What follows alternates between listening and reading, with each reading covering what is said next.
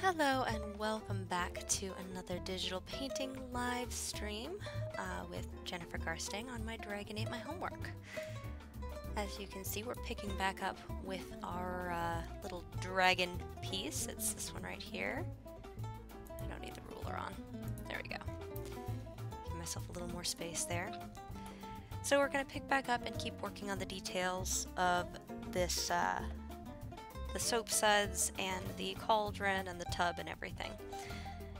And we're probably going to do a little more on the gloves today too. Just going in and putting in all these little details. So one of the things I'm going to do is take this liquid and I'm going to stretch it out. So I want it to go underneath more of the bubbles so you can see it under some of this lovely transparency that we've got going on over here.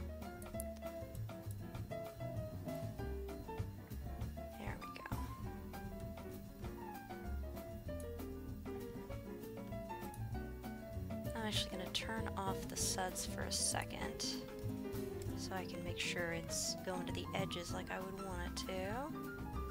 Yeah, that's close enough. I don't want it to go too far beyond that. And then we got the suds over here. Perfect. And another thing I'm going to do to add a little finishing touch and is I'm going to add a little artistic filter to this. We're going to experiment. I was playing with this earlier and I really kind of liked how it was looking. And that is I'm adding the plastic wrap filter. And that just, so here's with nothing, with a ton, we don't need a ton, but just a little something to give it more of a liquid sheen. Do a little less smoothness so it looks like it's roiling a bit more. That's a little too much. And then let's see, we want more detail on there. See how I feel about that when I back out a little more.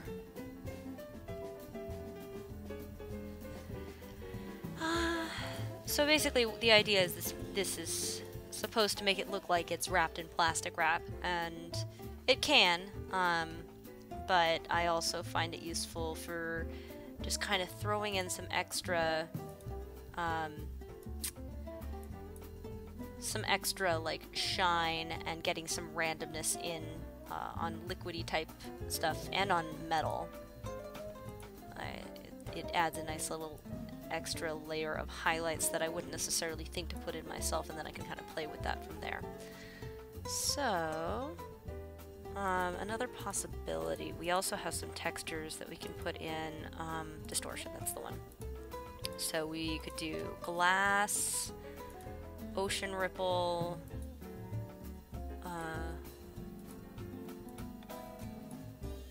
but I don't think I particularly care for either of those as much as I like the, because the thing I like about the plastic wrap is it gives kind of the same highlights, looks like there's almost soap forming into bubbles all over the surface, and it just ties in with the bubbles nicely. So we're gonna give that a try and see how I like that.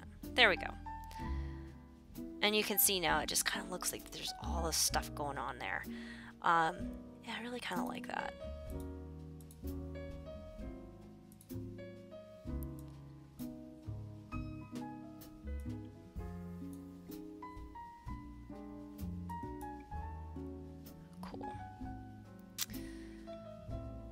And yeah, I guess part of this is I want it to make sense that there are bubbles. I mean, obviously this is a fantasy piece, so we've got, you know, we've got a wizard wearing latex gloves and with a dragon on his head. So it's kind of like, you know, there's already a lot going on that stretches the imagination, but that's, I don't want there to be things beyond what I put there. So I kind of like having the internal consistency of this world that I'm building with the piece.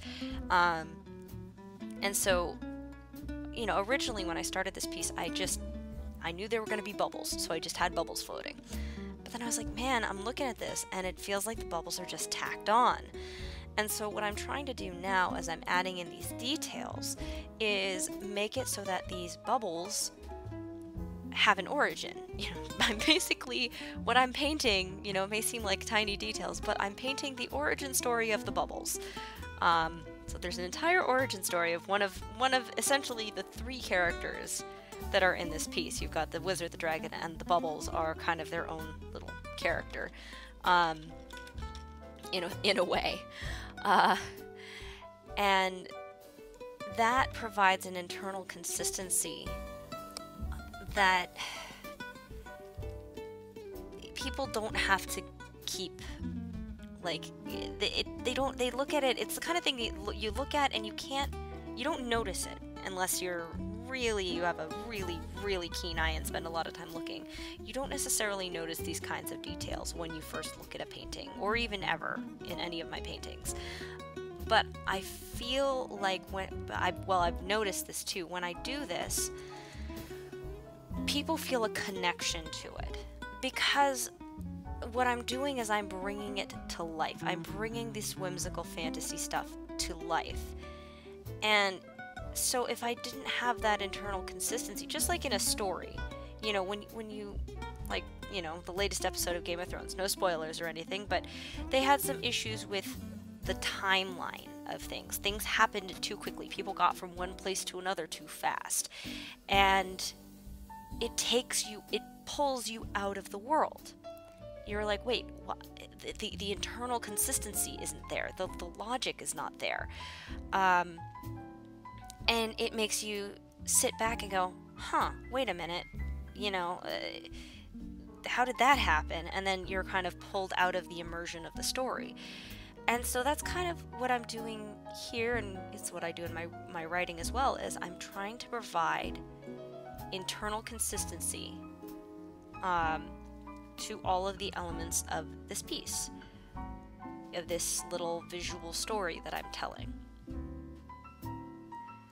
So that people won't look at that and go, have a moment, they're probably not going to question too much, oh, where did the bubbles come from? But when they look at it now, it's like, oh wow, I feel like I'm in this world. And it's because of thinking through those little details and thinking through what would actually happen. Just adds that level of realism to the fantasy.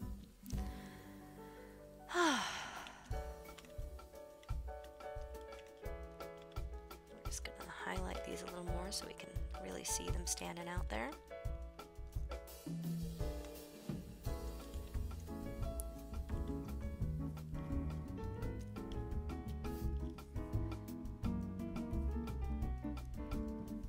Yeah.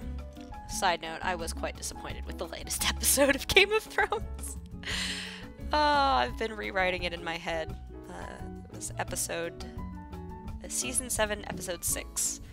I've done a lot of rewriting in my mind. I do this oftentimes, especially when I have a show that I love that has a kind of has episodes I'm not so fond of, and I'm very scared for what's gonna happen with the series. I really hope, because they don't have R.R. Martin anymore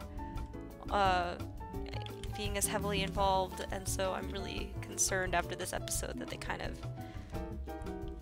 they're gonna go in a direction that it's just not Game of Thrones anymore to me if they do that. That said, the episode before last was pretty epic, like in a good way, so I really enjoyed that one.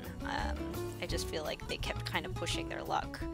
Like, that one episode would have been good if it had been itself, if they just had that be its own thing and they didn't keep doing some of the little, Hollywood manipulative kinds of, like, oh, are they gonna die, are they not gonna die, all this other stuff. That's like, okay, come on, this is cheap tricks, guys. This is not what Game of Thrones is about. Game of Thrones is about, the gritty, real fantasy, which sounds like an oxymoron, because it kind of is, but that's part of what makes real good fantasy truly great, is that doesn't always have to be gritty, but that particular, what makes Game of Thrones great, I should say, was how grounded it was, which made you feel like, man, there really could be dragons. There really could be, you know, this kind of world happening, because it's so tied to history and, well, actual historical events. Just with dragons. Fun fact, apparently it was supposed to be a historical novel originally, and then he was like, nah, I want dragons.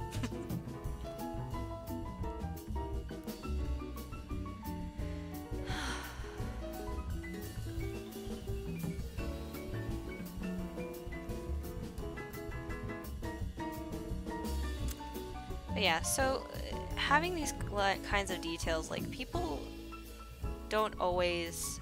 You know, that's not really true. A lot of times I've had people comment on how much they like the details. You know, that's something that I get a lot when I'm at conventions and things like that selling my work, and people are kind of looking at it like, man, I just love all the little kind of Easter eggs you've hidden in these paintings. So people are aware, but even if they're not, they're still drawn to it, and I've noticed the more I do that, the more people tend to engage on an emotional and almost a subconscious level. Yeah, I really liked how that sheen looks, the kind of the bubbly looking sheen on the top from the plastic wrap filter. Like, the more I'm looking at it, the more I'm like, oh yeah, that's exactly what it was missing. So it just looks like all the little roiling bubbles starting to form, and you can see that there's like this film on the top of it that just, yeah, I love that. It's one of the great fun things about digital painting, is you can get these random elements in there just by slapping a filter over something and playing around with that. There's so many different dimensions of like creative tools. That said, I do need to at some point try a different program. I'm thinking about trying Corel Painter and seeing some of these others as well to expand out. Because Photoshop is really not... Adobe's not the most reliable company to depend on. You know, they've been making me a little nervous with their cloud stuff that they've been trying to push everyone to for the past few years. I'm like, alright, how much longer is my version of Photoshop gonna be viable? And are they gonna keep... And they've taken away so many tools that I have relied on in the past that it's just... Yeah. I know they gotta make their money, but at the same time it's like, come on guys. You gotta also have good customer service and take care of the people who have been loyal to you.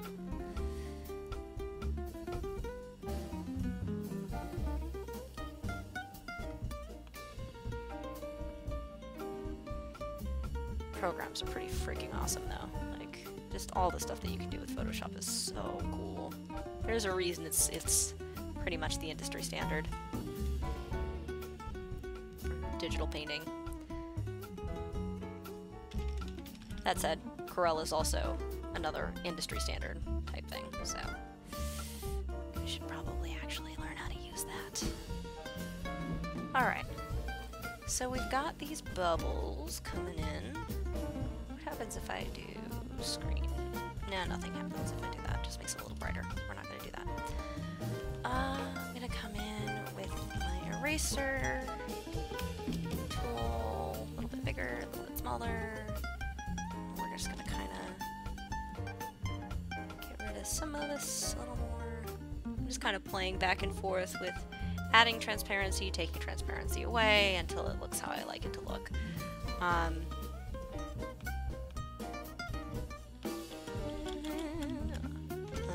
Undo.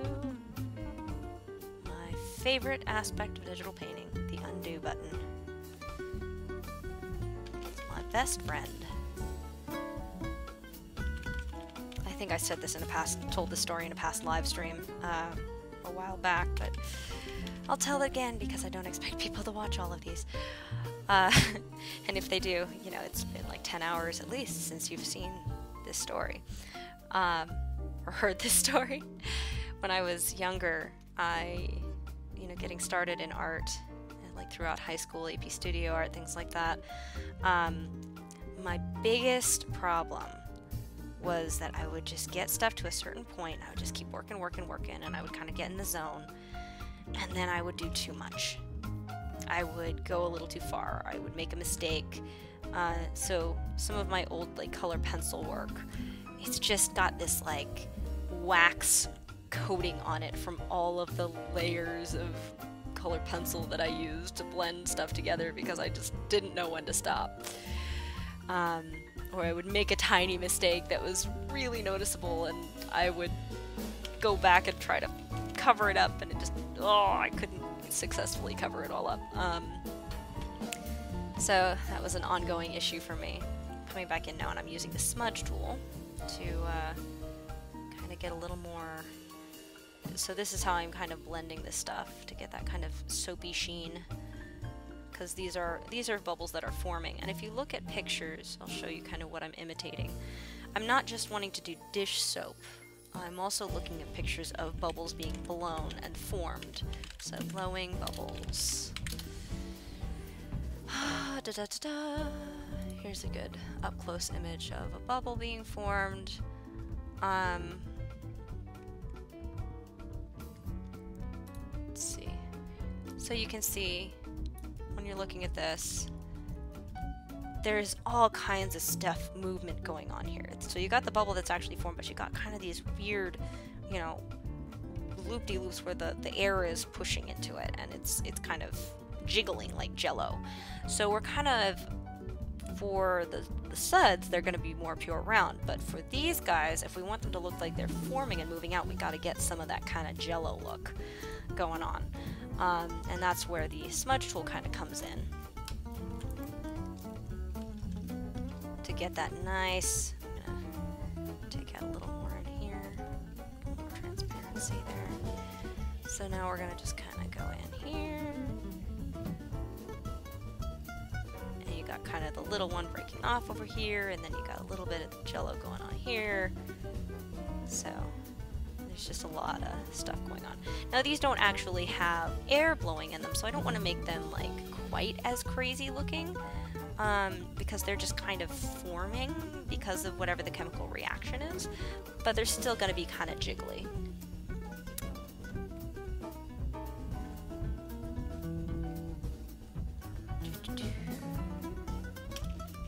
So we don't want them to be perfect circles.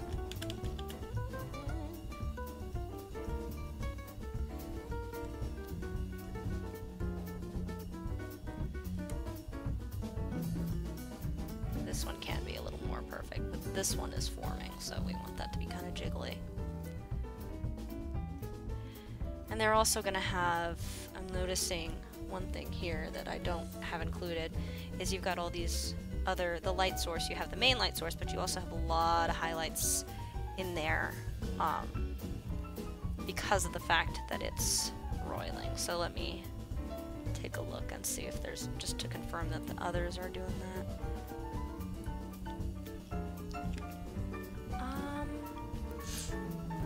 No, you know what, I think that's actually a product of the light source in that particular piece. I'm just looking that it has a lot of little highlights, so I'm not going to worry too much about that. I'm going to get a little bit more going on under here, a little bit more there, just a touch.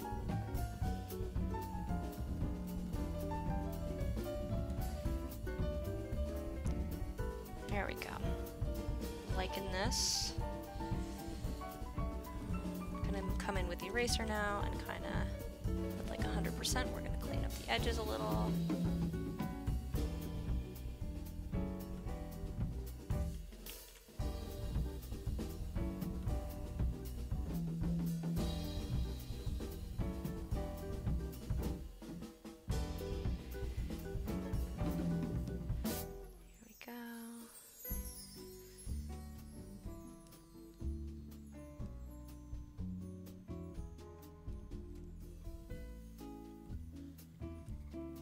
actually gonna try using the sharpen tool on here. Let's see how that works.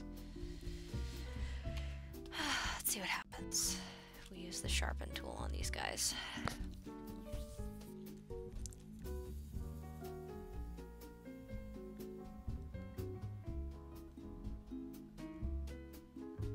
And it's a little too much.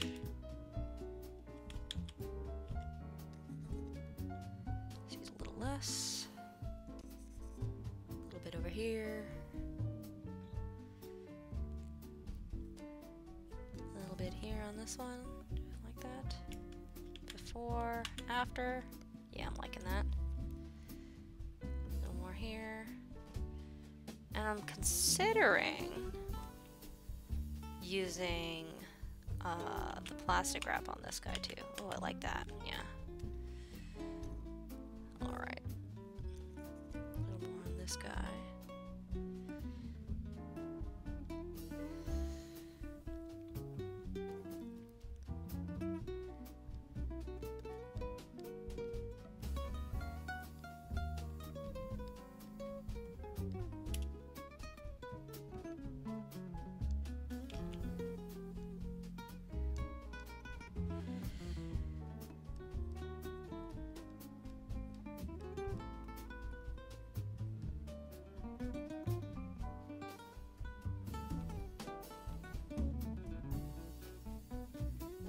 Cleaning up the edges of these guys here.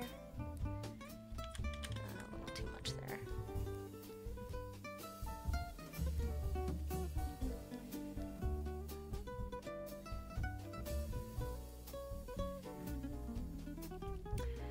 I'm debating.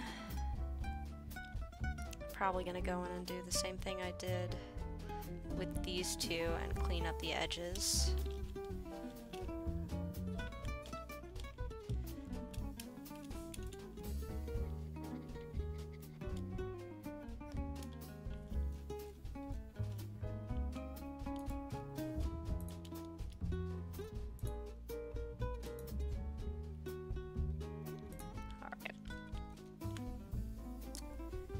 Let's try doing the plastic wrap filter over these, just to see how that goes. Do a quick save. And by quick, I mean ages.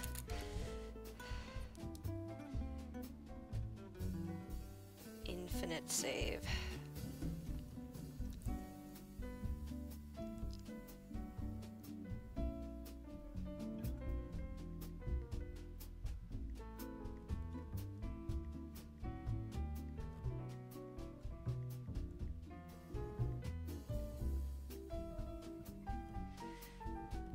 So let's see, we've got filter, plastic wrap. Let's see how that looks.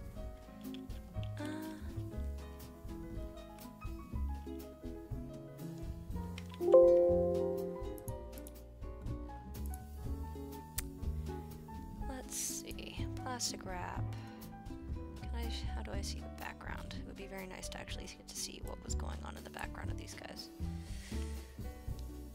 Let's do more highlight strength, less smoothness, more detail maybe? Alright, we're just gonna kind of experiment with that. Ooh, ooh, yes, yes, me likey. Me likey mucho.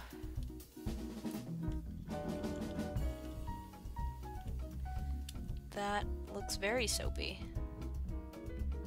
I like that a lot. Okay, so we're gonna hold off though on doing that just yet. First, I want to clean these guys up. Turning off the liquid so I can see what I'm doing. Alright. And I'm going to turn off the suds as well so I can really see what's there. In fact, we're just going to turn off everything there around them.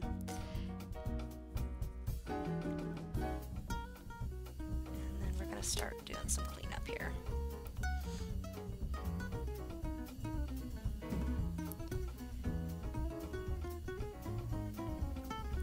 I'm gonna do the pen tool around the edge here.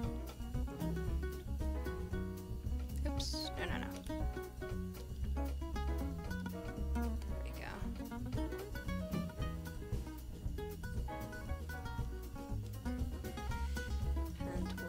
this one.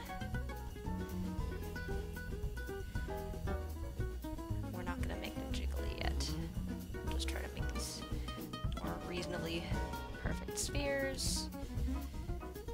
Get these edges nice and crisp.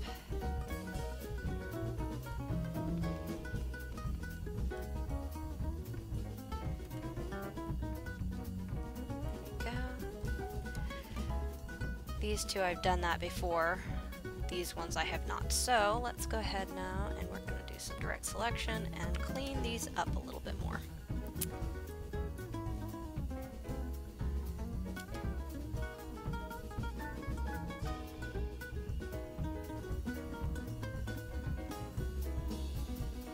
Alright. Now, starting with this guy. Boop, there we go. We're just gonna... What the heck is this over here? No, no, no. Oh well. That's what I want. Okay. Select that. And then I'm actually just gonna use the smudge tool and temporarily make these bubbles look more normal. Shaped a little less. Go up to the edge on these.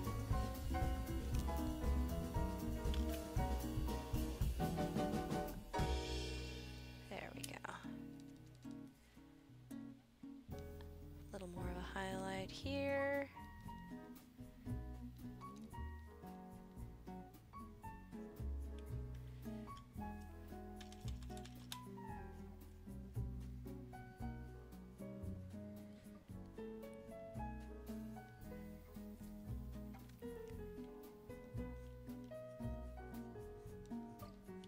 There we go.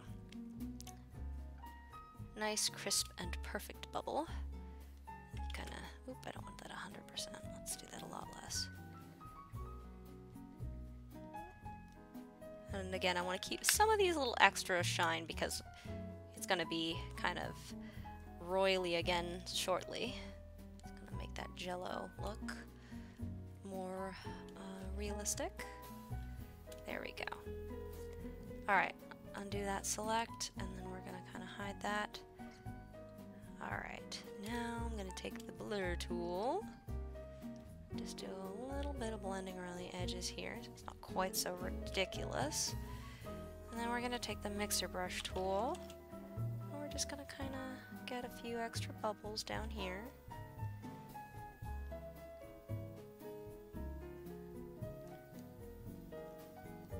And we got these little ones over here.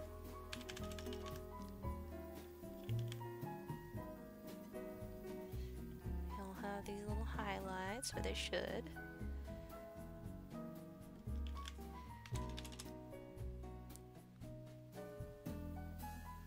There we go. Filling these in. Give them a little round shape to them. There we go.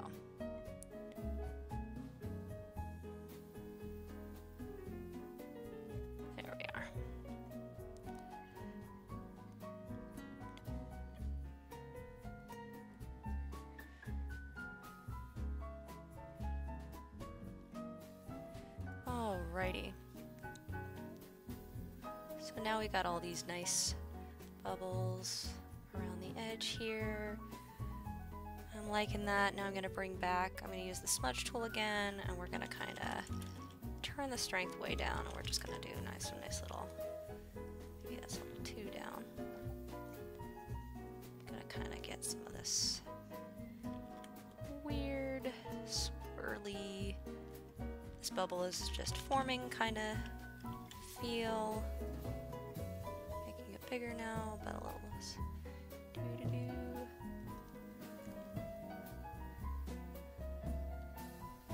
Kind of distort the shape a little more.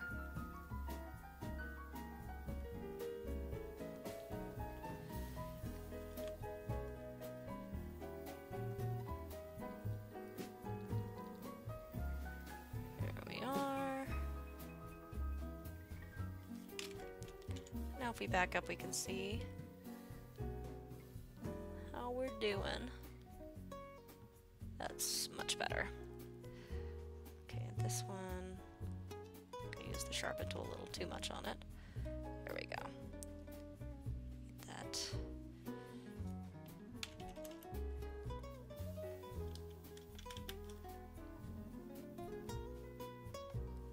There we go.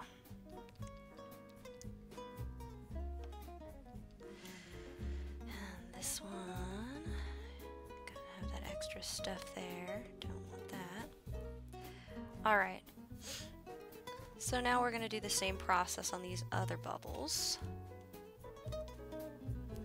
After I'm gonna erase some of this little, got a few extra lines over here. Let me get rid of those.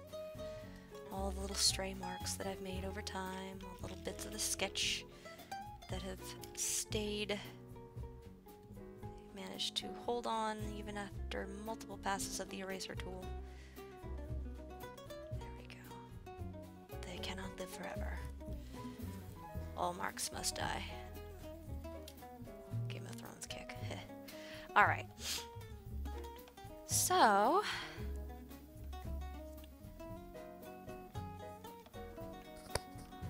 just leave that shape because that's not something I meant to make. Alright, let's move in on this guy here. And this one, we've got sort of the two forming actually. So I'm gonna go ahead and recreate this.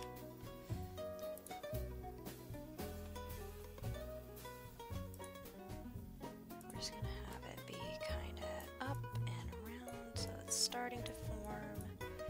And then this guy we got kind of along for the ride, but a little more of the normal child. There we go.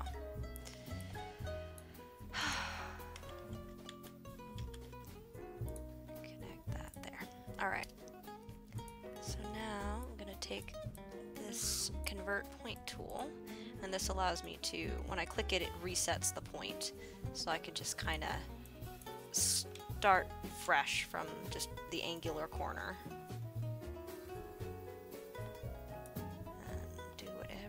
I want with it. Move that point out a little bit more. And we're going to make this go down here. Move that point over more. Alright, now I got a decent outline of our bubble. And notice it doesn't have to be perfect because I'm going to be adjusting to it rather than vice versa. So I'm going to take, let's do no, I don't want 100%. Let's do.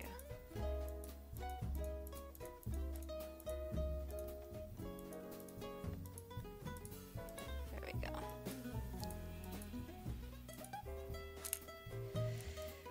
Alright. Gonna come in back in with a eraser tool. Too much, oh no! Undo, undo. Again, best friend in the world. I have no friends. The eraser tool is my friend. That's a lie. Most of the people watching this live stream are my friends, at least at this point in my career.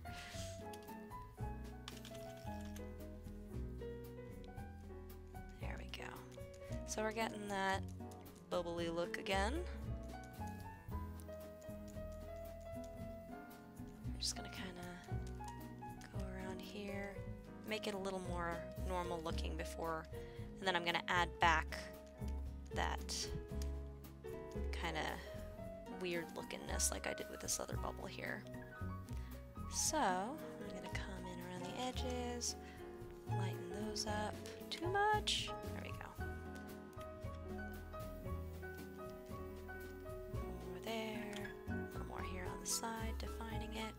Got kind of the point that it's that we're seeing through the bubble over here. This is the edge where it's hitting the water, or whatever the heck this liquid is in here.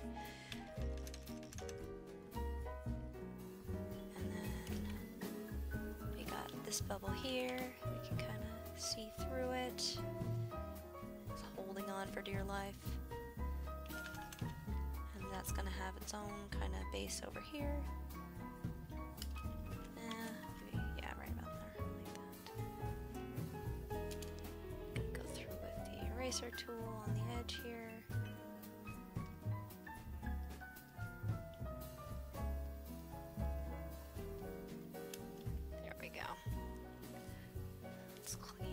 this line a little more. There we go.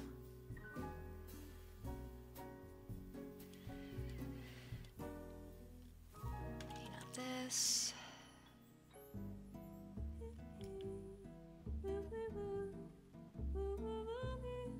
we are.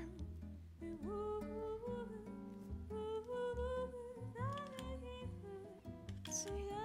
Oops, no. Don't want to do that. There we are.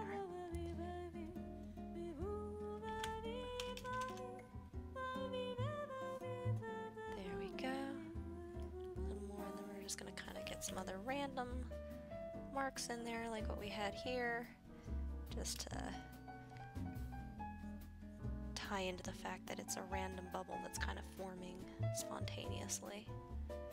There we go. Alright, closing the work path. Now I'm going to get some of these little bubbles around the base back like we had before. I think I'm going to use the actual brush tool to draw these.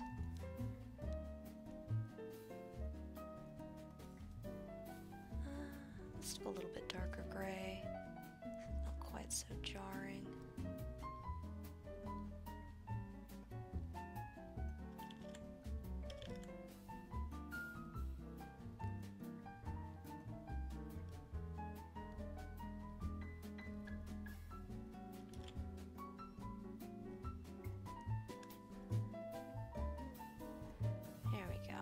And again, we kind of go in with little spots, because they all have to have their little tiny highlights.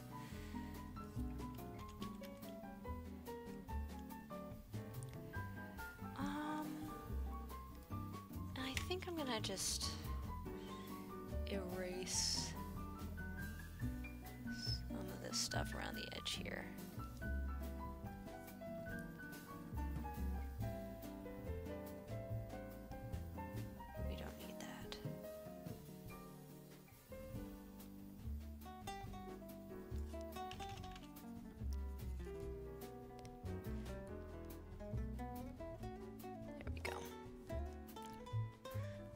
Do need are some brighter highlights on these little bubbles here.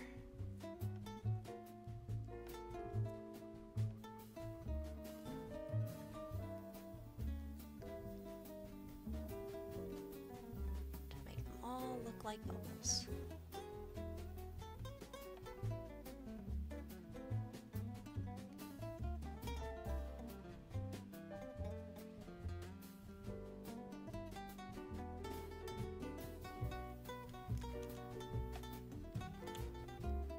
There we go. And now, to weirdify it, let's do a little less there.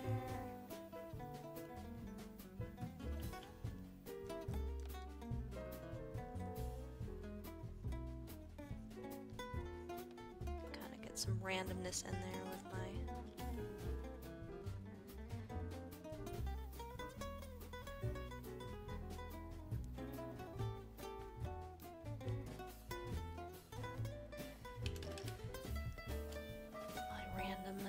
randomizer.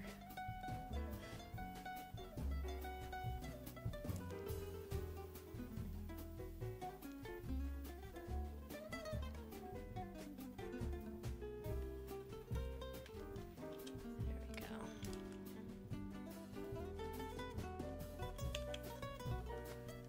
Swirly swirlies. This edge can be a little weirder because it's on the weird forming bubble. There we go.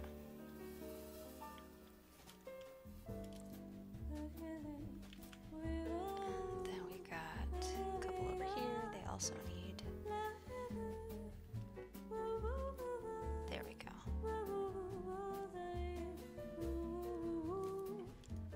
And there, a little more weirdness there.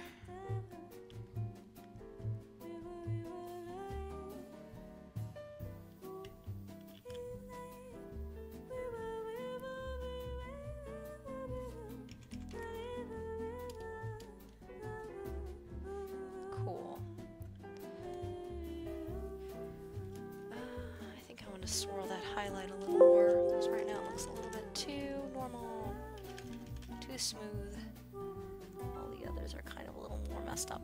I want them to match-ish by not matching in this case. Alright.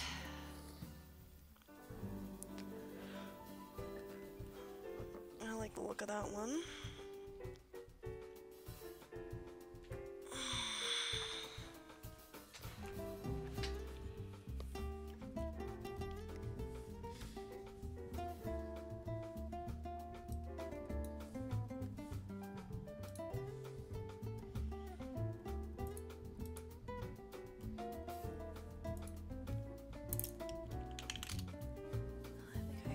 Did I close my live stream window? Sorry if anyone's been trying to message me, all the non-existent viewers.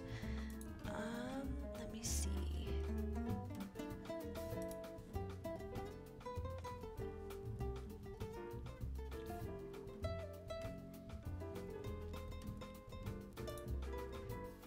There we go. And I'm back in.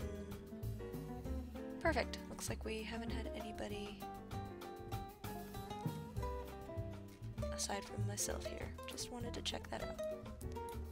Alright, back to work. So, let's see, we're gonna go on to the next bubble now.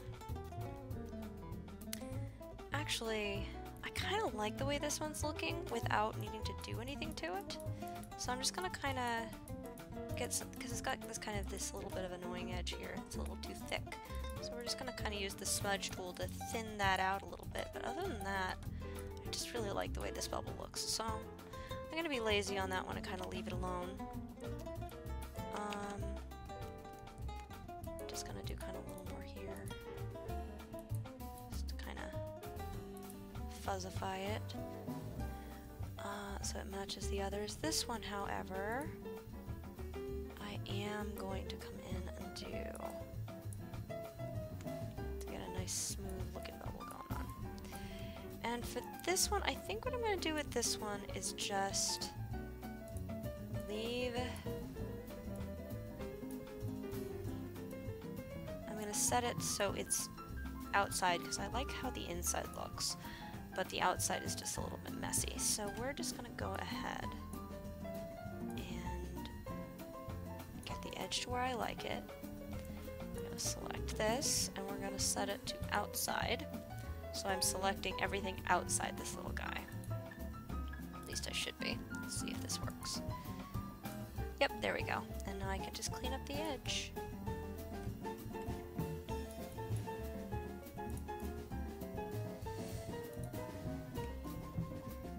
Let's see. I think I want that to be a little bit more oval.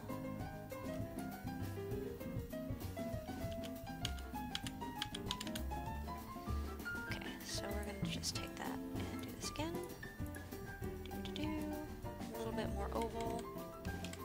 There we are. Make sure it's set to the correct one, yes, and select. And then we just go back over with the eraser again. There we go. Now, one of the things that I could do, if I wasn't lazy, is I could actually make another nice thing, feature, is I could actually do what's called feathering, where when you select, you can refine the edge and have it feathered a certain amount, so you can see how it and then you can smooth it out, so you know you can shift it in, you can shift the edge of it in or out. I just don't feel like it because I'm already going to be going over these with the smudge tool, and so rather than taking the time and messing with the settings and kind of figuring it out, I'm just sort of playing it by ear a little more. And it's just, I find it a little, I tend to prefer, I have a personal preference for minimizing my use of settings like that. Just as I mentioned in the past, I really like having an organic feel to my pieces, and a lot of that comes from just doing stuff by hand. So I really do, I try to kind of minimize how much I'm relying on the pen tool how much, she says as she's, you know, working with the pen tool to round something off. But I really only do use it for stuff like cleanup. I mean, or if I'm doing vector art, then sure. You know, like logo design and things like that that require that really crisp digital design sort of feel. But when I'm trying to keep it organic, I really don't like relying on the pen tool too early in the process, because it's so clean and it's so crisp, and it just makes it to the point that having to go, it feels wrong to, it feels like it's going in the wrong direction, like I'm to make it messier after that. So just, I'm going to do the same thing with this one I did with the other one. So,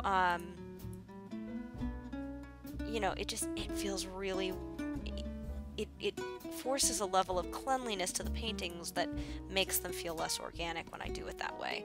At least in my experience. I'm sure other people, their brains work differently than mine. And so they probably don't have that same problem. They can start with like a circle, a perfect circle, and make it a head, and it doesn't, they don't have to fight against their natural, you know, against what the piece feels like it's telling them to do. But that is not my experience. So anyway, that's why I really try for my own work.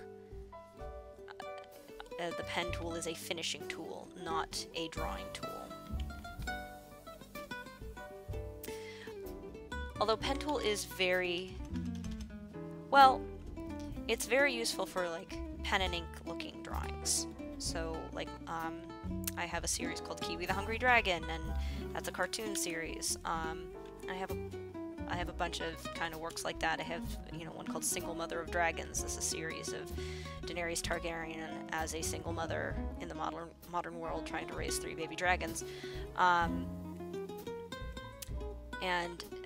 I find I actually don't like working on those as much. It's funny because they are very simple. They should be like the easiest thing in the world to do. If I just force myself to sit down and do them, you know, I could knock out, you know, I could knock out a Kiwi drawing every, you know, couple days, like 3 a week at least, if I just sat down and did it. But for some reason, I have trouble getting myself motivated to work on those the way that I am motivated to work on paintings. For a number of reasons. But one of the key reasons is I don't those rely so heavily on the pen tool, like for doing to get those lines really crisp and to do all the outlining and stuff. It really relies on this level of use of that as a drawing tool that I just don't enjoy it. It just kind of bores me.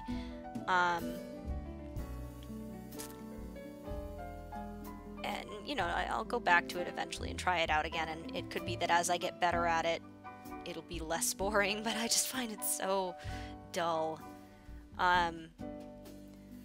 That's one of the reasons. And then, you know, there's the practical reasons of when you are an artist, and when you're trying to make a living being an artist, you have to think, okay, what is going to get me the most, you know, where am I investing my time, basically? What is my brand? Where am I investing my time? How am I going to market myself? Now, the Kiwi drawings and stuff are great. But there's a lot more people that can do that type of thing than that can do this sort of high-level digital painting. And so that's part of it. And the other thing is, you know, the items that I can create with it. How am I going to merchandise this after the fact? How am I going to turn this into something that makes me money? And, you know, how am I going to sell out, basically? But, you know, it's an important consideration because, you know, you've only got so many hours in the day. You've only got so many hours in your life. And where you invest those, you know, what I'm doing here, part of why I chose visual art, you know, when you're doing that to try and make a living, you got to think, all right, how can I turn this into something that makes a profit? And digital paintings are a much bigger ticket item. Having these prints that are, you know, I can turn them into posters, everything from posters to canvas prints. Whereas the Kiwi drawings, you know, it's what can I do it on? Well, usually they do best on a little like 5x7 card sized $5 a pop print. Which is fine, and I enjoy doing them, and I enjoy selling them and sharing them with people, but they just don't have the same bang for the buck, and people like them and find them amusing, but they don't have the same emotional connection to them that they get from my other paintings, where they're like, man, I really want to hang that on my wall and have that in my life, or, you know, put that on my sofa as a pillow.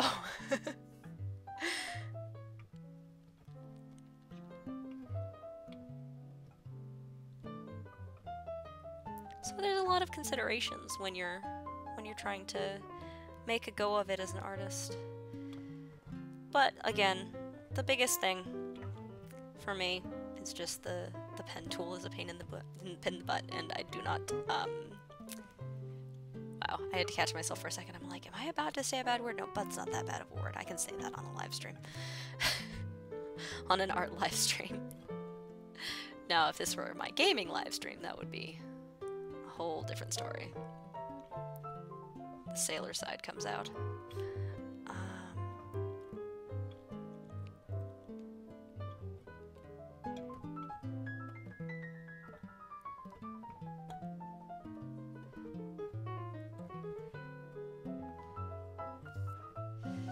This is another one that I actually really kind of like how this looks. I don't need to mess with it too much. It's clean, it's nice, it looks good.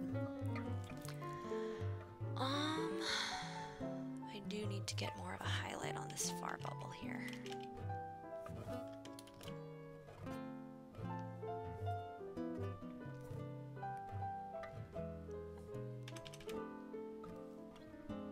And these little ones could use it as well.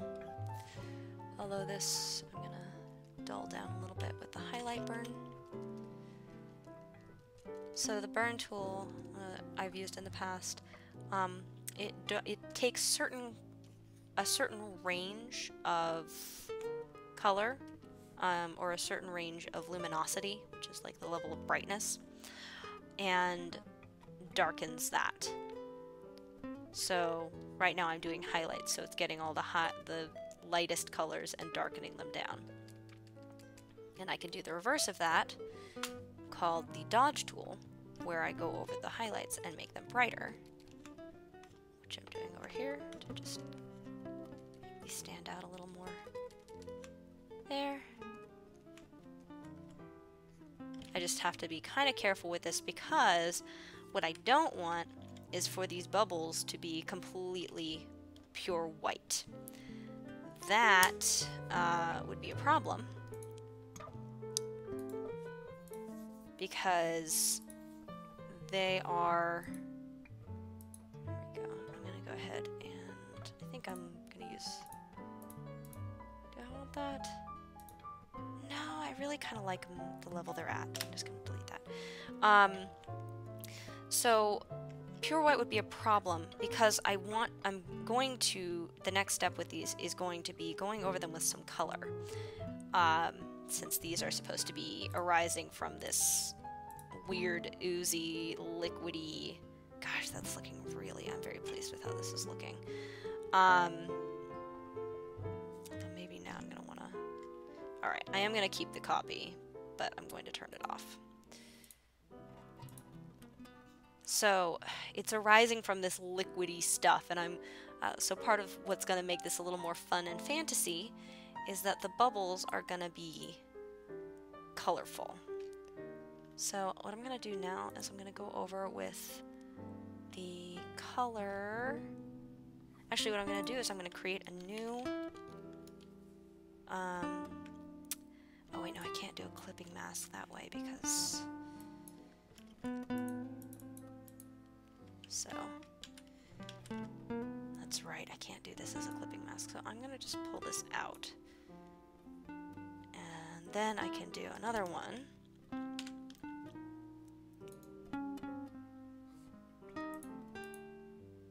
New layer. What am I doing? New layer. Why am I don't know why I'm not using the buttons to do that. Alright, so now I'm gonna kind of go over this. Let's make this one pink, like a bright pink. And let's make this one green. And let's make this one, let's do another pink one over here. And let's make, oh, let's make a yellow one. Yellow. Yellow. No, I don't like yellow for that one. Ooh, blue. We don't have any blue on there yet. Blue. Ooh, I kind of like that. That's fun. I'm gonna bring some of that blue into a few of these other ones.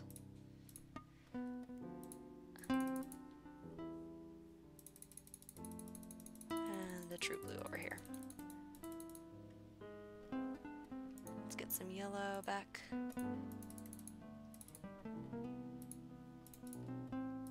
Yellow on this one. Alright, now we're gonna do color. There we go. And so now you can see all of these bubbles. When it's not pure white, they have the colors. I think I'm not sure if I want them to be, I think I'm gonna get some different colors in there too, because they're supposed to be kind of swirled up. When you see bubbles, they all have that kind of swirly look to them. So we're gonna go ahead and get some pink in this one over here. I don't want them to look like, this is a little tough because I don't want them to look like soap bubbles per se, but I do want them to look like, you know, well, like bubbles. Let's do a little more swirly color there. Let's do 100% or a much higher level. There we go.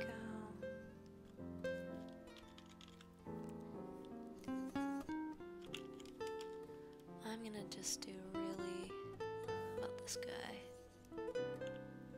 Nah, I don't like that. Let's do that guy. A little less. There we go.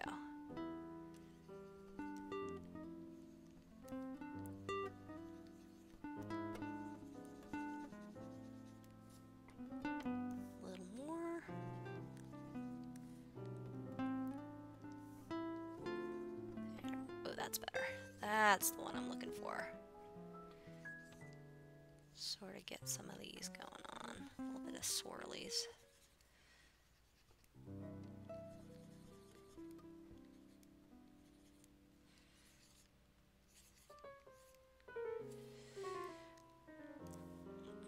Let's see, more yellow. We're gonna add it in like this. Much smaller. We're gonna make it the mixer brush actually. Nah, not yet. It should be a regular brush. Cancel. Brush tool. There's that. And we're gonna have fewer bristles.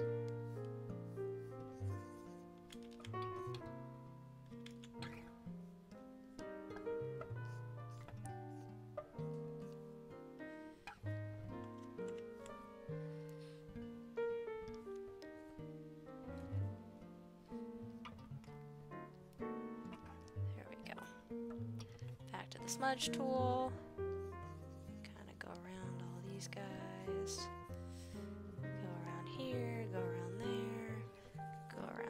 swirl it up a little bit. Swirl it up, swirl it up.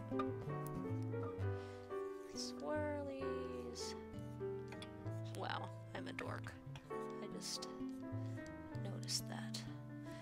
Alright. See how that looks now that we've mixed that all up. Oh, I don't want color burn, I want just pure color.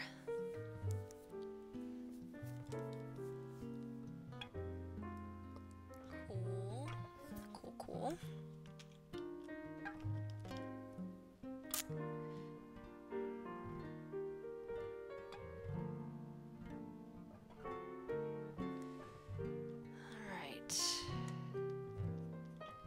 Oops, that's not what I meant to do.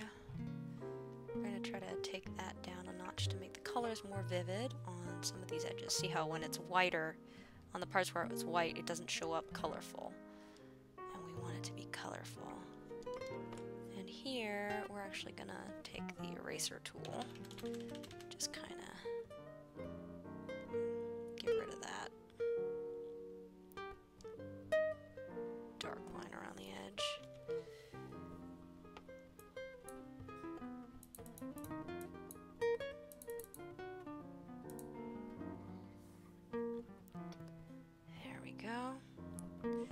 And here we're gonna dodge the midtones. Kind of bring up some of these darker bubbles that are kind of looking weird because of the way the color is over them. There we go. And now we're gonna go back to the highlights and get this a little brighter here, this a little brighter there.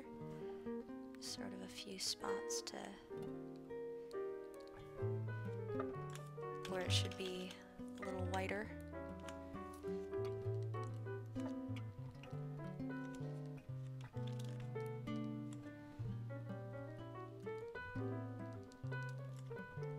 There we go. This one too.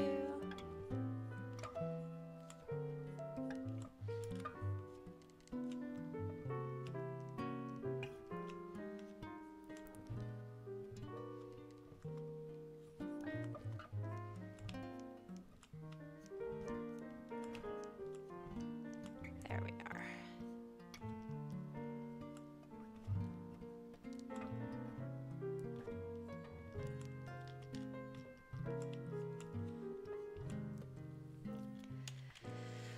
All right. One other thing I want to do now is, let's see, let's try just doing a plastic wrap over that. Oh, that looks so cool. I really love that.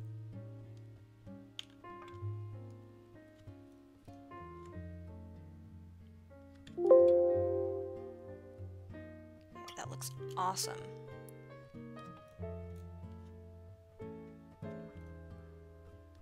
Oh man, that looks good. Alright, before I do that though, I need to go back and fix, there's a few bubbles in here that are just a little bit fuzzy or not fuzzy enough in the certain places. So we're gonna come back in, we're gonna go with the gray, and we're just gonna start messing with this a little bit.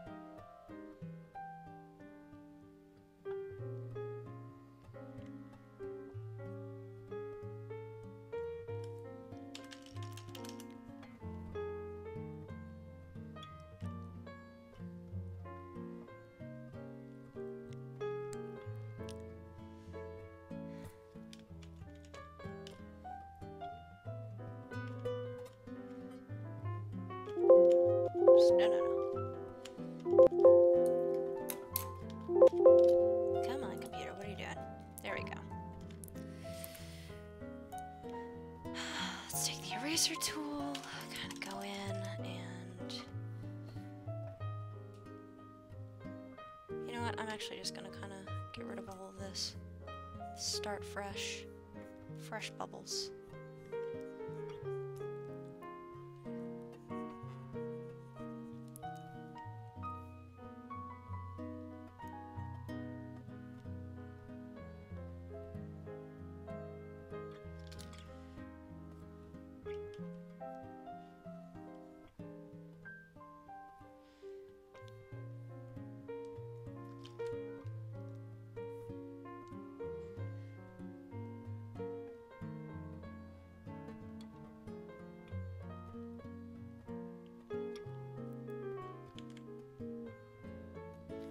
There we go. Alright, now we're gonna just kind of... I'm noticing one of the things that I've done is I have a little bit too many of these where it's a little heavy on this side. So I want it to look a little more random with the number of bubbles, so I'm gonna put a couple on this side. But I'm also gonna put more over here.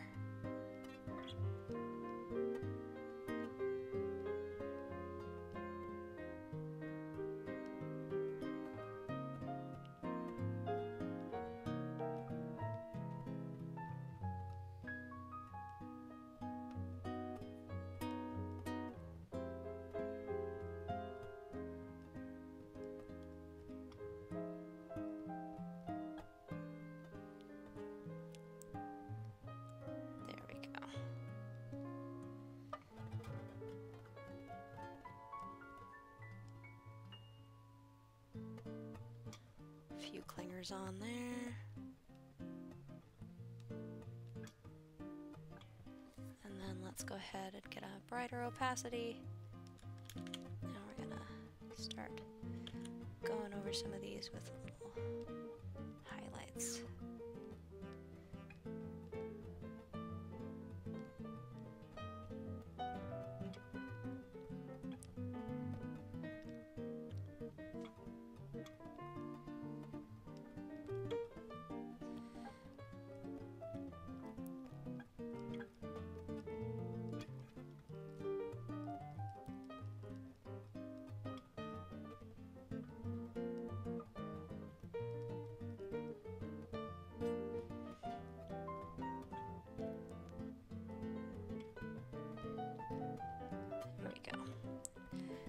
Let's make these guys look a little more like bubbles.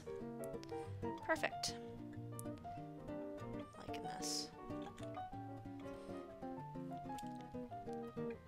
Smooth out that a little bit. Let me get the eraser tool. There we go.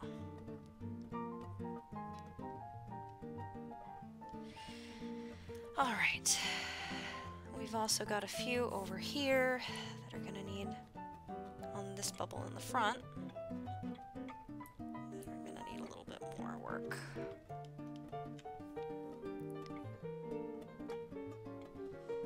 So, whoops, that's wrong button. There we go. So we're just gonna kind of take this down a little bit. Start crisping some of these guys.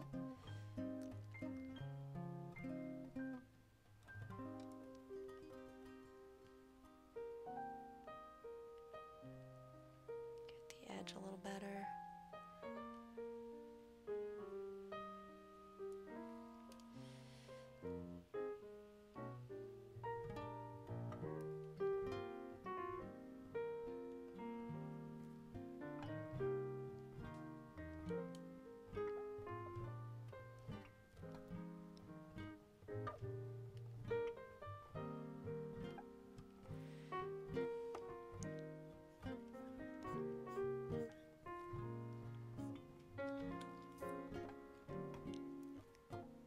This line in here should be a little bit bigger. I'm going to go over with a much lower opacity to kind of dull it down again. There we go.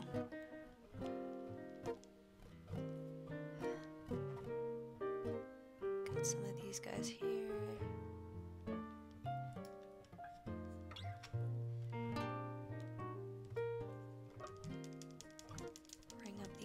bubbles over here a little bit more.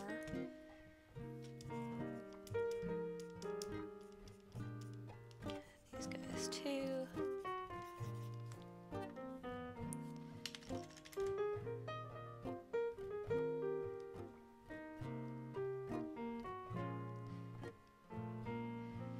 So because these are closest, it's very important, they're the closest suds on the big bubbles that are to the camera. It's important that they be the crispest. Crispest? The most crisp. We'll go with that.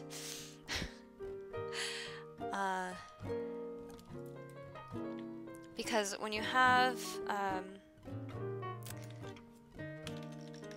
I think at one of the most recent ones I mentioned, depth of field is very important in terms of creating that internal consistency and making it feel real, and also getting the proper focus in the right place.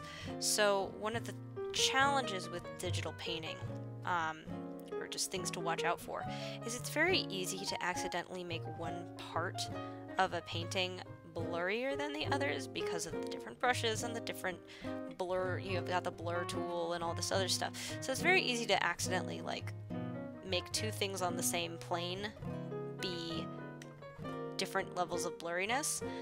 And you gotta be careful with that because, yeah, while you can, there's the only time that you want two things on the same plane to be the same level or different levels of blurriness is if they're, well, sideways from each other. You know, if you've got one item that you're trying to make more on the periphery and draw focus in and mimic peripheral vision.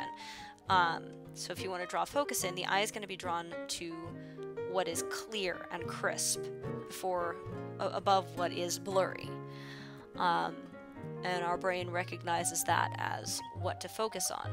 That's why in portrait photography, it's so important that the face be perfectly in focus and the background not be in focus, because the point is, you know, you're wanting to focus on the object of the photography, of the photograph. You want to focus on, you know, if it's a flower, it's the same thing. You want to have the blurry background and the object be in focus.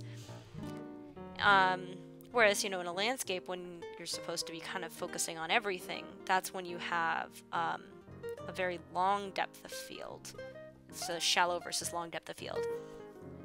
And so when you're looking at like mountains or something, everything can be in focus because you're kind of taking it all in, and you don't need to draw the eye to a specific element. Well, in terms of what I'm mimicking in this painting, it's much more like a portrait than it's like a landscape in terms of the content of the piece. So I need to make sure that when I'm creating this thing, as you know, from scratch, that I'm not accidentally making certain things that are supposed to be in focus out of focus, and other things that should be out of focus more in focus. They have to have that balance. Otherwise, it's gonna be really disconcerting to look at. And it's gonna look, I mean, it won't look amateurish per se, but I think disconcerting is the best word I can come up with. When they're not all, when the focus isn't proper, your eye kind of is getting pulled, uncomfortable maybe too is a good term for it, because your eye's getting pulled where it shouldn't be, where you are kind of not sure where to focus. And maybe there's other indicators telling you, oh, this is where I should be looking. Like, for instance, color. The eye is drawn to the brightest, most saturated colors. So if you have a big patch of bright color that's blurrier than the patch of dull colors, it can be really odd looking, and you kind of are getting mixed signals on where the artist is trying to tell you to look. And it can just make for an uncomfortable viewing experience. Now, that said, I'm sure if I were a contemporary artist, that would probably be one of the first things. I mean, technically I am a contemporary artist. That's, you know, by the simple fact that I am currently alive and painting. But uh, if I were in the contemporary art scene, I guess that would probably be something I played with. Would be trying to create this disconcerting effect by blurring out things that you would expect to be in focus and focusing on things that were less. Heck, I might even do that at some point. I might play with that because I'm a terrible person and I like making my viewers uncomfortable. But for this piece, that's not what we're trying to accomplish. For this piece, we don't want people to look at it and be disconcerted. We want people to look at it and go, oh, it's a cute little dragon on a wizard's hat. And look at the bubbles. That's fun, you know.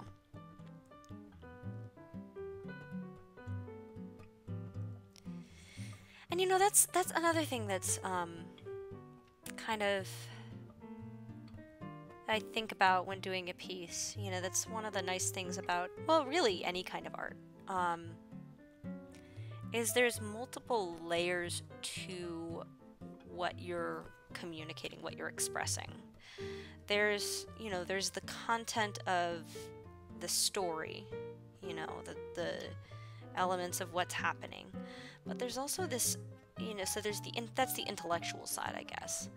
But there's also this emotional side to it that you can really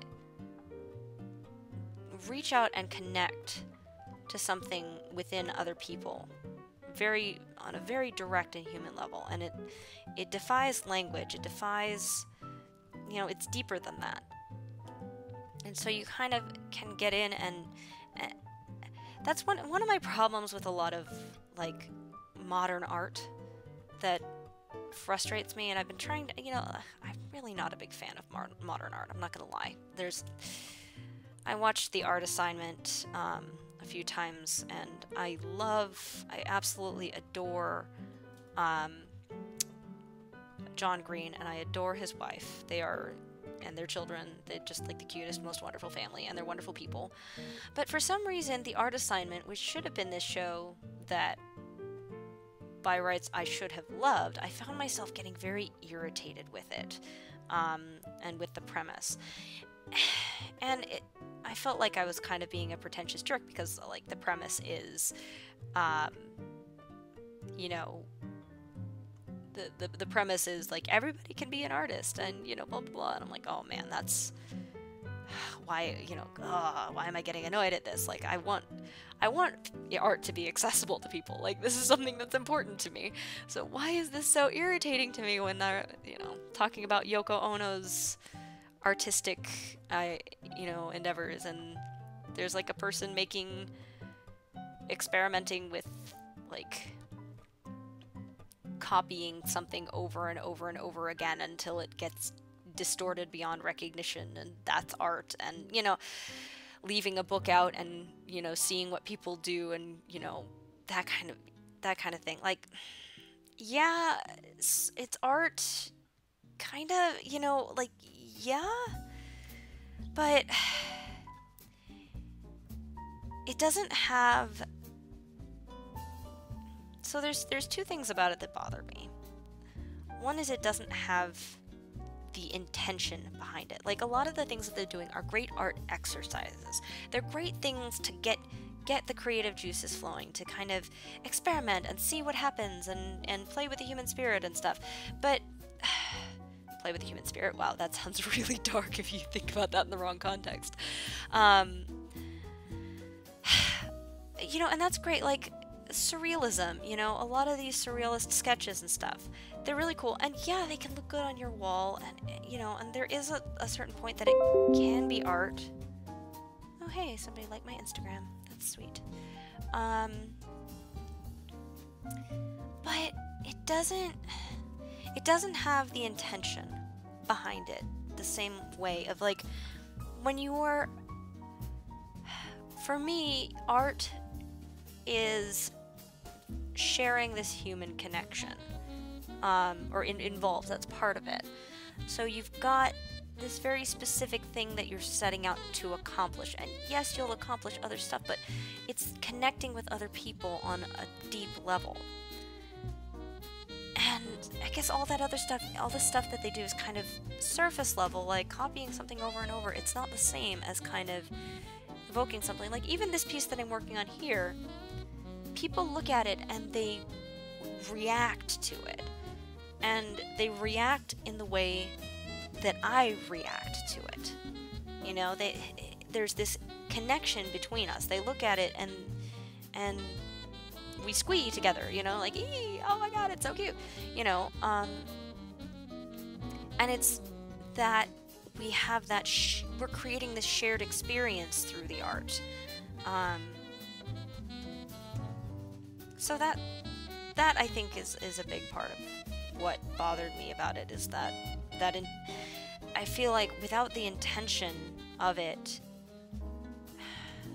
it's not, like, it's still art, but it's not art, if that makes sense. It's not the same, and it's cheaper to me, personally. Like, I feel like it's cheaper. It's sort of just, like, almost like word vomit. Like, I guess what I'm doing, you know, kind of like what I'm doing now, in terms of just sort of saying whatever's on my mind, but, you know, I don't know.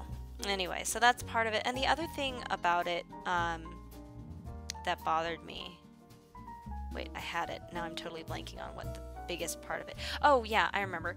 So, the thing about the art assignment that really bugged me the most, though, was that all of these pieces are asking the question, what is art? And to me, that's just like the most boring question you could ask. Like, ooh, what is art? It sounds so deep, but it's not like...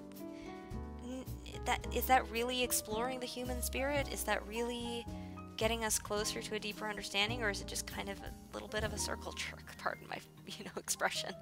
Like, I don't know, it just seems so turned in on itself in a way that I think the best art isn't, you know?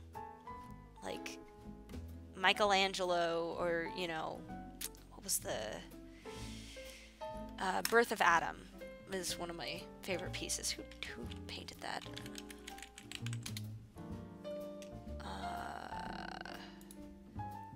Creation of Adam. I am not an art historian. This is it was Michelangelo. Like, so that doesn't ask the question, what is art? This asks the question, what is God? Like, the shape of the human brain in here, that's, you know, that he would have known, because this was an era when they were very studied in anatomy. Like, he clearly knows human anatomy. And, you know, is God created in the mind of people? Where does this divinity come from? And, oh, it's so cool, you know, and that kind of question is much more interesting to me than what is art. And, you know, asking it once in a while is fine, but when you're asking it over and over and all, that's all you're asking. Like, it's kind of like, move on, guys. It's not a question we can really fully answer ever.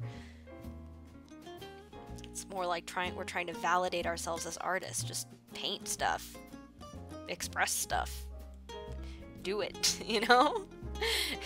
Just do the paintings and the rest will follow. You know, I guess art asks... I guess this doesn't particularly ask a very deep question, this particular painting, but I would still consider it art, because it's a painting, so, you know, it's technically art, but it's also fun to look at. I'm not a big fan of art that's not, like, moving and fun to look at. Okay, so I think I've got the bubbles over here done. I like that. I am going to make these ones a little bit lighter. On the base here. And that a little bit darker. And that a little bit lighter. A little darker there. A little more color. There's a little lighter. A little lighter. A little lighter. A little darker. Alright.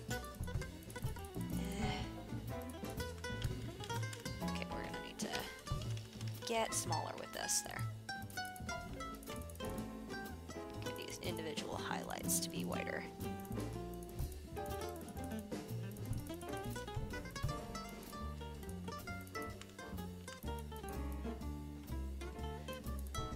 So what I'm doing is I'm using the burn tool now to darken the highlights, or darken the highlights that I don't want, things that I want to have like more color to. And then things like the actual highlights themselves, I'm going over and lightening so they look more sparkly. Do the same thing over here.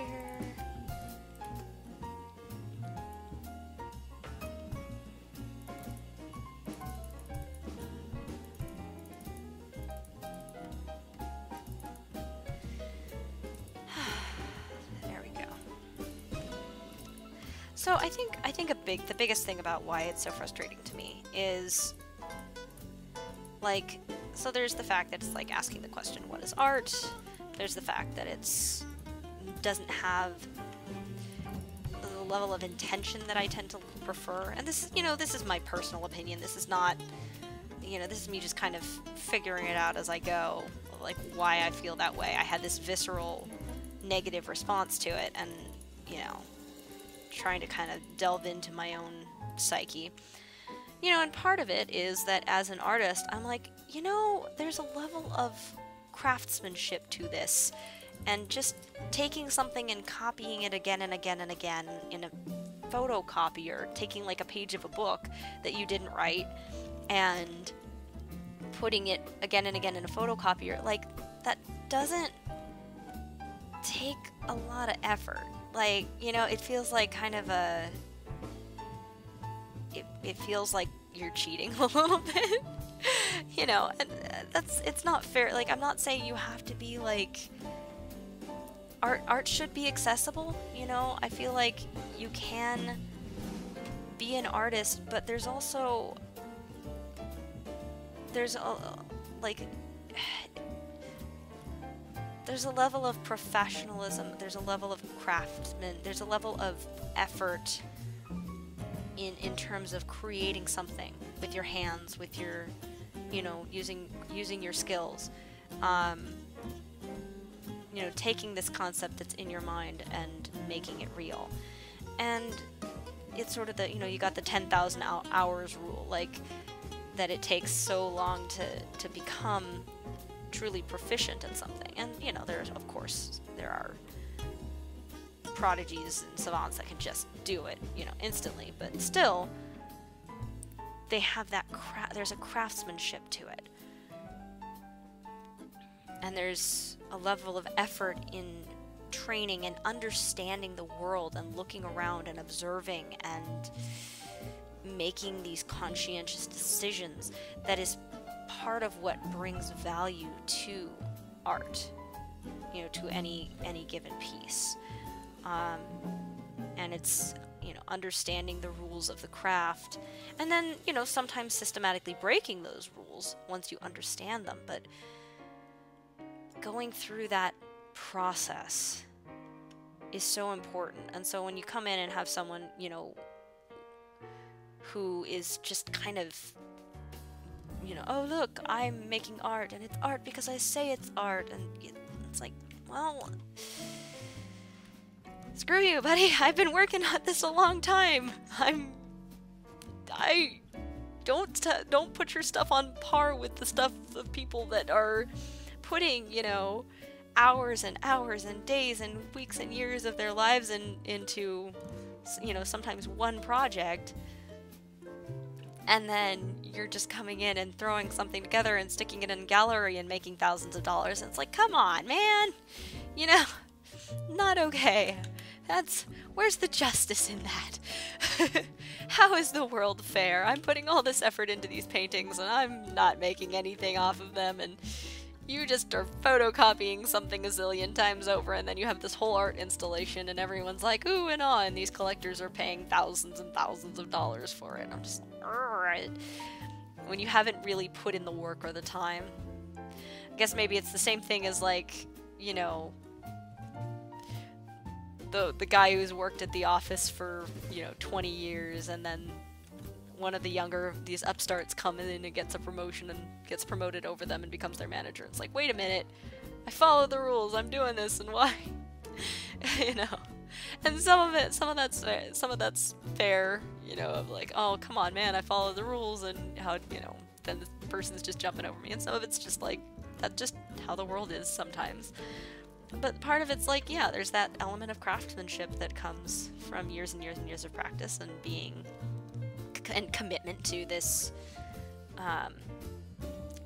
you know, to your medium, to your art form. And if you don't put in that time and effort, then, you know, you're not really giving the, you know, it's not the full art experience, you know, you're not really all the way there.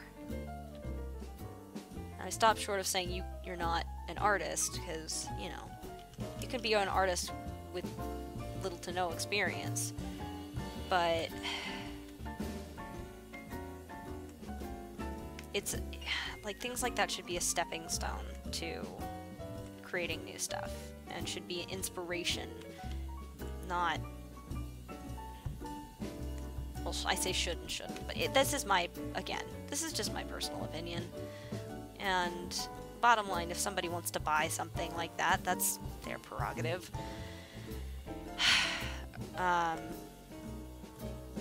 So, you know, who am I to say? But this is just the thoughts that go through my head when I'm seeing this kind of stuff, and why it's like, oh, come on, you know?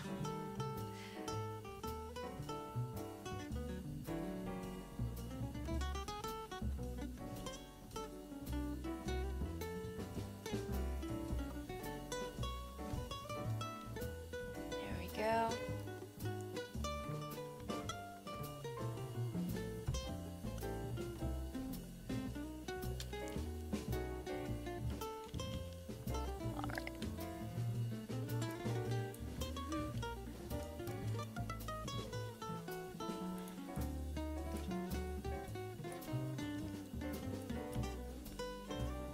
Alright, so I'm liking how this is looking.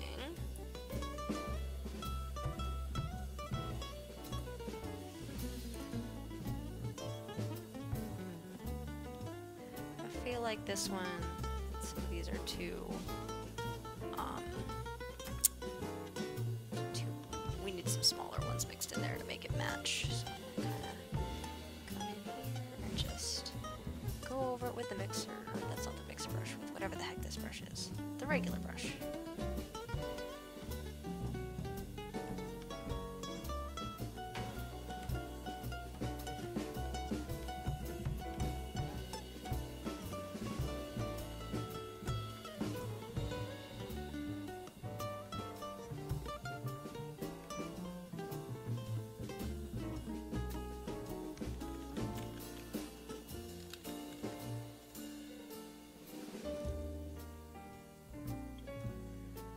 So I'm trying to get everything finalized before doing the last step, which is going to be adding that that layer of plastic wrap look to it.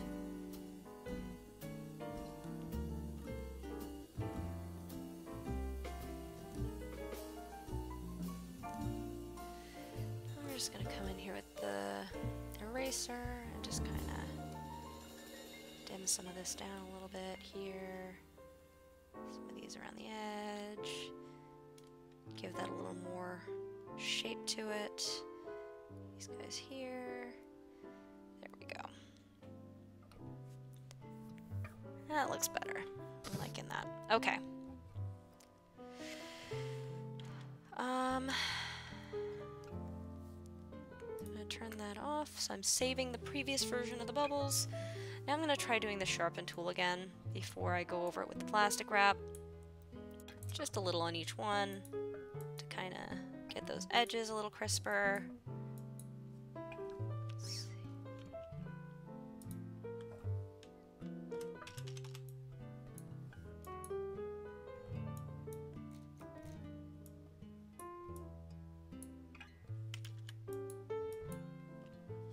Nah.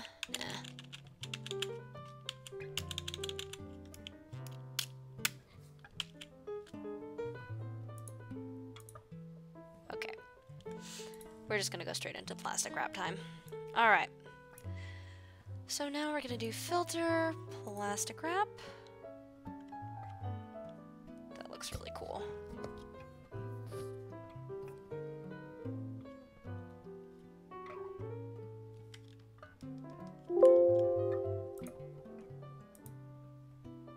Let's try artistic plastic wrap. We're gonna experiment with this. So we got the highlight strength. Let's do a little less detail, a little more smoothness. See how that looks.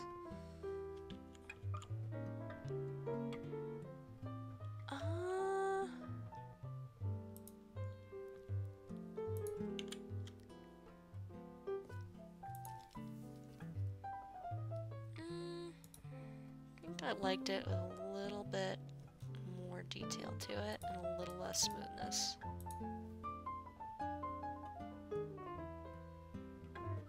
Yeah, that's fun. I like that a lot. And now I'm just going to bring that to the top.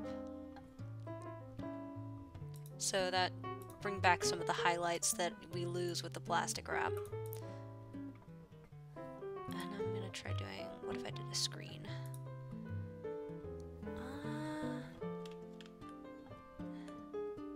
No, I like it better without. What about overlay? No, I don't like that either. Okay, so, I mean, we've got our bubbles. I really like this. I like this a lot. Just in case I need to go back, I'm gonna do one more copy of these big bubbles here. Whoa, that's psychedelic right there. Let me redo that clipping mask. There we go. So now, I'm just going to merge all of this down into one layer. So, and then we're gonna put that back in the tub.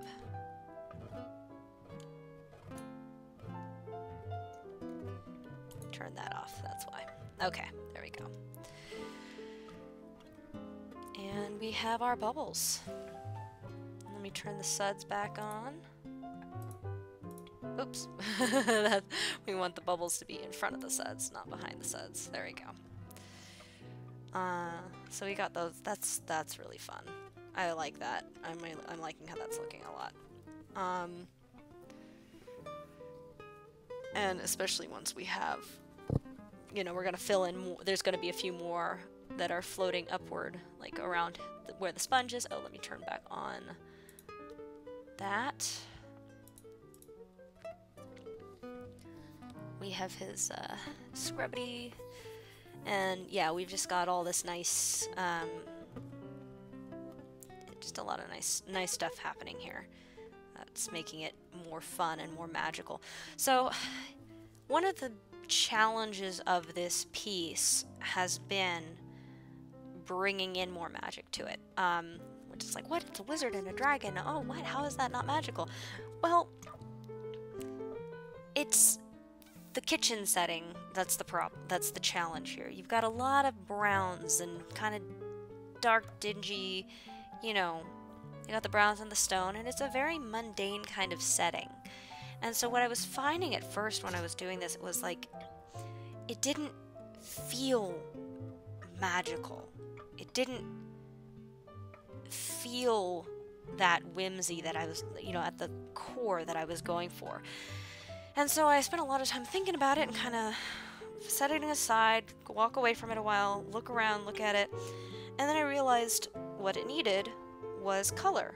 It needed that colorful element to bring in that emotional magic response. So it wasn't just kind of like a dude and his pet. It was like, there is magic happening here. And I'm very pleased with how the colors and the cauldron are coming along, and these different bubbles are going to be all different colors, and then I'm bringing in more like the purples. I brought in more purples into the background, and I'm going to do even more with that once I return to that after the foreground is finished up. So that's just that sort of that touch that brings in more magical elements, and so not only is the content magical, but the feel is magical. And that was very important to me. On that note, I think that is all, we hit a good stopping point now by getting these bubbles all as finished as they need be at the moment. And don't worry, this one here, this pink one that I'm circling, I will be doing more once I've gotten the background of it. So this one's going to stand out a little bit better against the background, the suds. But other than that, these guys I'm very happy with, and am looking forward to making more of these bubbles floating in the air. So, thank you again for joining me, and I will see you guys next week.